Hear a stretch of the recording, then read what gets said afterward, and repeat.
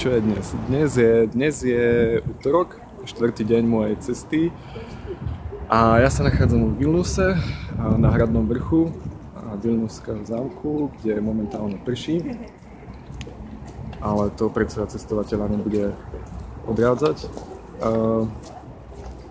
Stala sa mi taká jedna vec, že v tomto štáte je časový posun na 1 hodinu, takže keď som prišiel ku svojmu hostovi, teda hostiteľovi, meškal som tak povediať z 1 hodinu, pretože som si neuvedomil, že tu je teda ten časový posun. A mesto je veľmi pekné.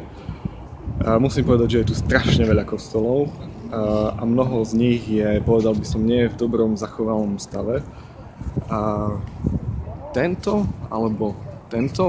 kostol, neviem, ktorý z nich sú naozaj v zlom stave. Myslím, že tam bolo nejaké nápravné zariadenie.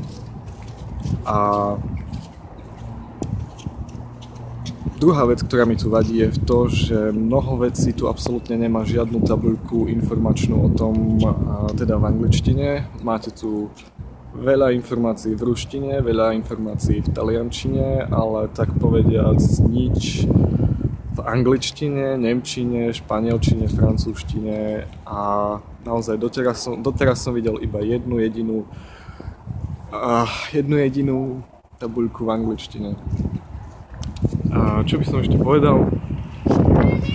Za mnou sa ešte nachádza jedna štvrť, ktorá sa volá, tuším, Va, alebo tak nejak, a je to doslova jedno hipsterské miesto. Taká vtipná situácia sa mi stala, keď okolo mňa išla taká modrá Lada a mala na plné pecky jednu veľmi rasistickú ghetto černovskú muziku, reperskú, takže naozaj títo ľudia, ktorí tam žijú, sa nestarajú. Tak vás všetkých pozdravujem, ja tu moknem a majte sa. Čau.